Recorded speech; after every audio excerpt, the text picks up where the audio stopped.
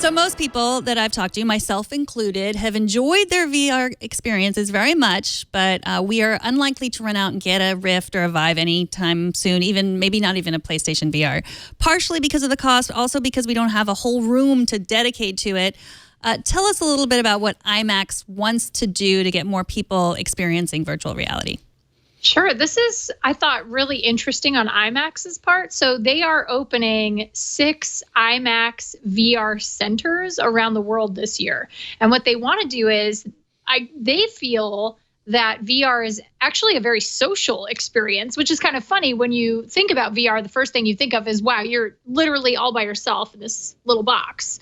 But IMAX feels that it's the opposite of that it is a very social experience. You can go to these centers with your friends. You can you rent out kind of a pod, and it's $7 to $10 per experience. There's between 10 and 15 pods at every one of the centers, and yeah, it's really cool. There's staffers inside each one. You can see we did this piece on it last week. There's me unboxing. It was really hard. I was super winded after that was over. I felt so out of shape. Because you actually have to weave and duck and jump around, and it was really tough. But they have all kinds of different experiences, and they also kind of up the ante a little bit as opposed to just being a headset. A lot of these have special equipment inside the pod. So I did a Rabbids VR ride that had a D chair. So you were able to sit in it, and then it would, move around and rumble and everything while it was going. So it felt a little bit better. It was more immersive. And so, yeah, that's what they want to do. They want to charge $7 to $10 per experience. And then again, between 10 and 15 pods per location. And they just opened this one in Beverly Hills, and they're going to open another one in Los Angeles this year, 2 in New York City, 1 in the UK, and 1 in China. So you did the math, and you said like 100 visits would mean you could buy your own Rift for yourself. Is the idea that this would be like an amusement park that people would continue to go to, or is there some sort of deal that IMAX has where they're trying to just spread interest in virtual reality? So I think that it's maybe a little bit of both. So I think IMAX is obviously very interested in virtual reality as a medium. Filmmakers are really getting into this. We're seeing virtual reality being featured at Sundance and Cannes. They have these sort of separate areas now where you can see where they have these interactive films and things like that. But on top of that, it's a really good play for IMAX because most of these locations are going to actually be located inside IMAX theaters. So let's say in my article, I talked about this. Let's say you get out of John Wick 2, Chapter 2, and you're like super pumped about just kicking everybody and killing people and like whatever. And you see that the IMAX has this VR experience for John Wick, and you're like, I got to go check that out. And it's sort of this like added value experience that you'll be able to have where all of these experiences sort of rotate. So over time, you might see, I know that one of the pods that we saw was a Star Wars pod. And then there's, other pods that have to do with video games that don't have movies attached to them. But overall, it's sort of this not quite theme park, but also not quite, it's not quite a standalone experience. Like I would argue that something more like The Void, which I'm not sure if you're familiar with that, but that's this sort of very large warehouse where they have, these kind of backpacks that have your VR headset hardware inside them. And you can go through these kind of blank slate simulations. It's almost like a cross between VR and laser tag where you're like completing some sort of demo. Ghostbusters worked with them to do something in New York last year for the release of the Paul Feig movie. And so I think that it's a little bit of both. It's definitely a little bit of both. But I would say it's at its core, it is an added value to any moviegoer. Now this is interesting. The Void's actually just like 30 minutes from me. I haven't been yet. Cool. But it's here in Utah, just outside of Salt Lake. And those guys are awesome. They're doing really cool stuff out there. And apparently, from everyone I've talked to, it really is the real deal. It's like super awesome and delivers. Amazing. Yeah, it must be incredible. And I'm totally going to do it. However, there does seem to be kind of a generalized bullishness in the industry, the VR space, or whatever we want to call it, where many don't seem convinced that this is a solitary experience, that this isn't necessarily going to be best served as something for somebody sitting in front of a computer for hours playing a game or being through a simulation or whatever, that in fact the best application is a more public, sort of like bite-sized experiences where it's like very sort of, oh hey, like on a whim, I'm just gonna go spend $10 and be John Wick. Yeah, and you don't have to own it. You don't have to maintain it. I still have major issues with any public place and thousands of heads having the same headset on it and not having eye disease. Thing, right? Yeah, eye disease. That's very serious. Yeah, it can get real weird real quick. Like E3 is known for this when they do those demos. GDC is known for it. Like, just be careful out there, folks. Lots of Purell. Sure. But does it seem to you like that is that really a place where this market is going to head in a major way? And do you think that is this just a stopgap until the headsets get lighter, smaller, and easier and more affordable for everyone just to have one on them all the time? I think you make a really valid point in that most people, when they try VR, I have PlayStation VR, and I was playing Psychonauts in the Rhombus of Ruin yesterday with my brother. He came over before the Oscars. We played for a little while, for about 45 minutes, and then both of us were kind of like, I feel fatigued, like I feel tired. And it does kind of take your energy away from you in a way that is not so much so with, playing a regular PC shooter or playing a console game. So I do think that there is value in those sort of shorter experiences. Also, it makes it easier for filmmakers and studios and game developers to kind of make these really tight, compact, good experiences. It's kind of the British television approach to things, where if it's really small and really tightly woven, then it doesn't have to be. It can be really excellent.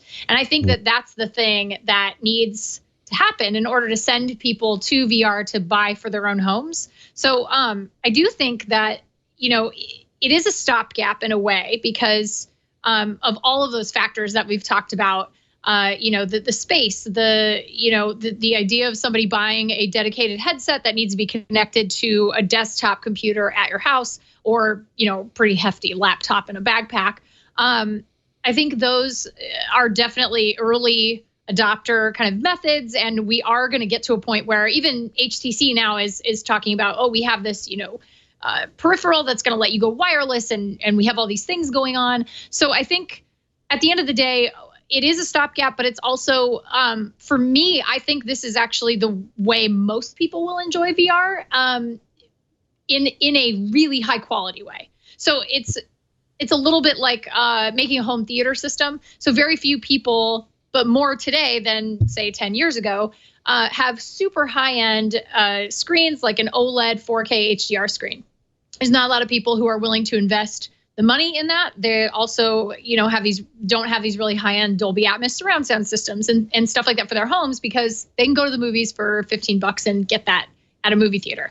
And I think that is kind of the way, my guess is that will be kind of the way VR ends up being, where it's like, I have this cool, Google Cardboard or, Daydream VR, but also I love these super cool high-end experiences. And I know I can go to, pop down to IMAX and go play a VR game or check something out that I really want to see. But again, it's like 800 times before it would amortize out. So it feels like this is definitely a thing like any casual VR user could get behind.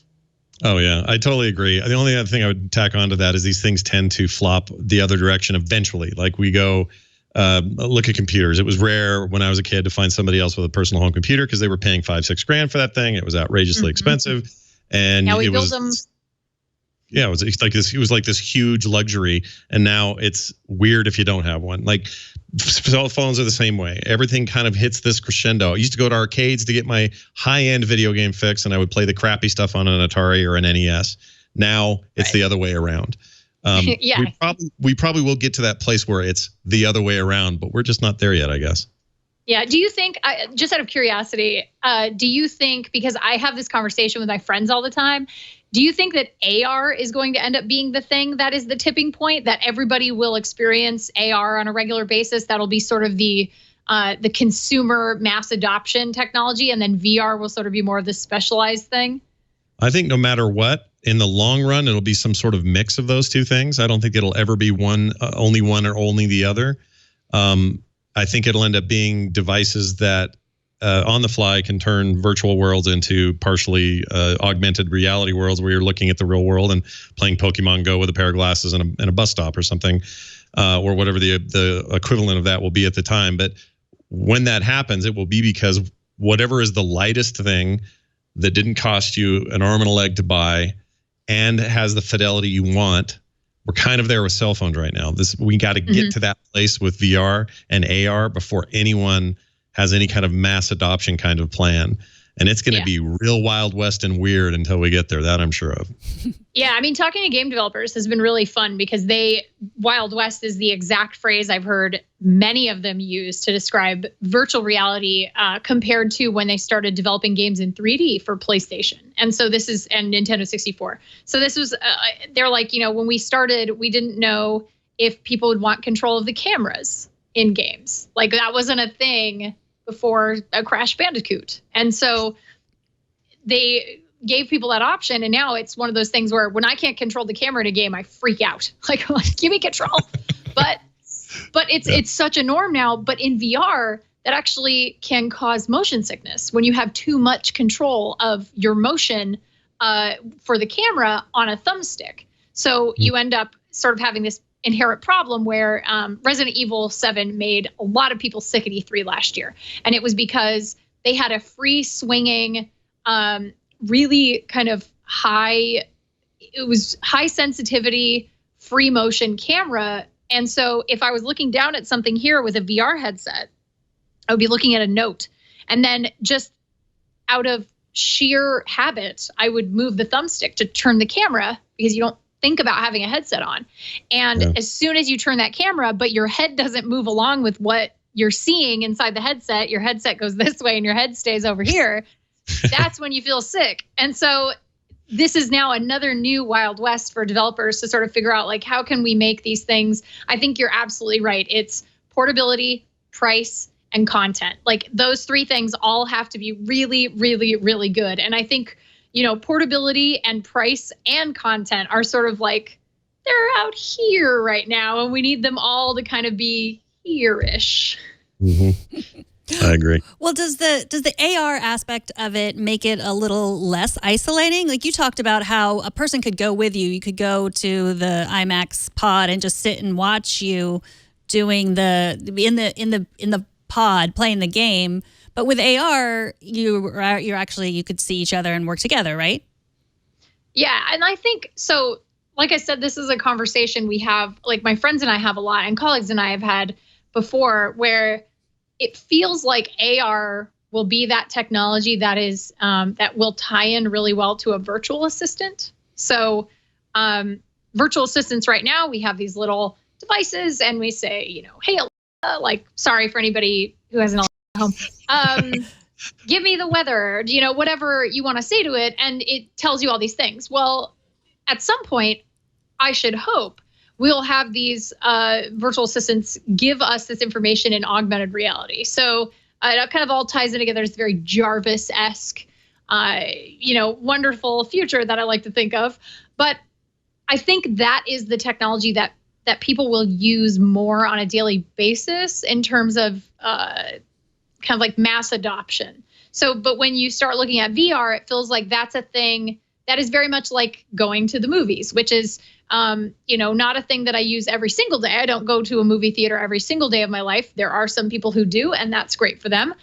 Or they build a home theater in their home, also great for them. But I choose to have that experience and go out with friends or with my husband to a movie. And I have a feeling that VR will become more adopted by people, but also those really high-end experiences. A lot of people who are not super nerds like us are going to be like, well, I'll just, catch this cool VR thing that happens to be at the movie theater.